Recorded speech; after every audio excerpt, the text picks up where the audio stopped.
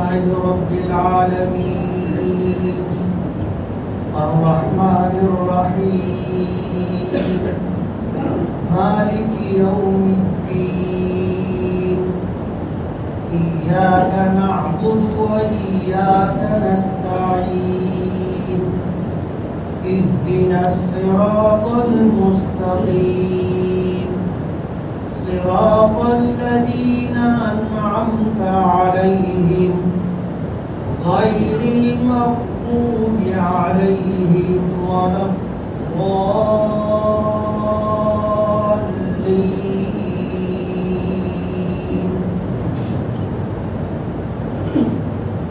يا أيها الذين آمنوا اتقوا الله ولتنظر نفس ما قدمت لغد واتقوا الله إن الله خبير بما تعملون.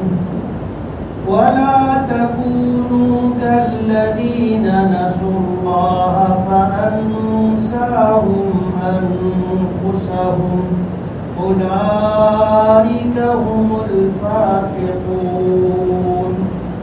لا يستوي أصحاب النار وأصحاب الجنة أصحاب الجنة هم الفائزون. لو أنزلنا هذا القرآن على جبل لرأيته خاشعا متصدعا من خشية الله. وتلك الأمثال نضربها للناس لعلهم يتفكرون. هو الله الذي لا إله إلا هو عالم الغيب والشهادة هو الرحمن الرحيم. هو الله الذي لا إله إلا هو الملك القدوس السلام المؤمن المهيمن العزيز الجبار المتكبر. سبحان الله عما يشركون. هو الله الخالق البارئ المصور له الأسماء الحسنى يسبح له ما في السماوات والأرض وهو العزيز الحكيم. الله أكبر. سمع الله لمن حمده. الله أكبر. الله أكبر. الله أكبر. الله أكبر. الحمد لله رب العالمين الرحمن الرحيم مالك يوم الدين إياك نعبد وإياك نستعين اهدنا الصراط المستقيم صراط الذين أنعمت عليهم غير المغضوب عليهم ولا الضالين.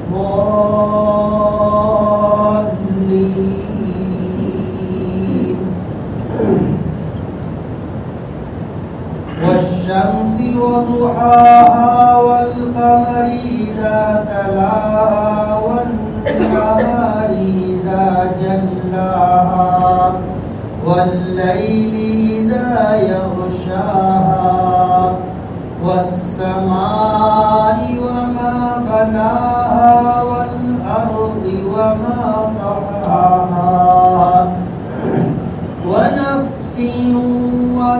سواها فألهمها فجورها وتقواها قد أفلح من زكاها وقد خاب من دساها كذبت ثمود بتقواها إذ انبعث أشقاها فقال لهم رسول الله ناقة الله وسقياها فكذبوه فعقروها فدمدم عليهم ربهم بذنبهم فسواها ولا يخاف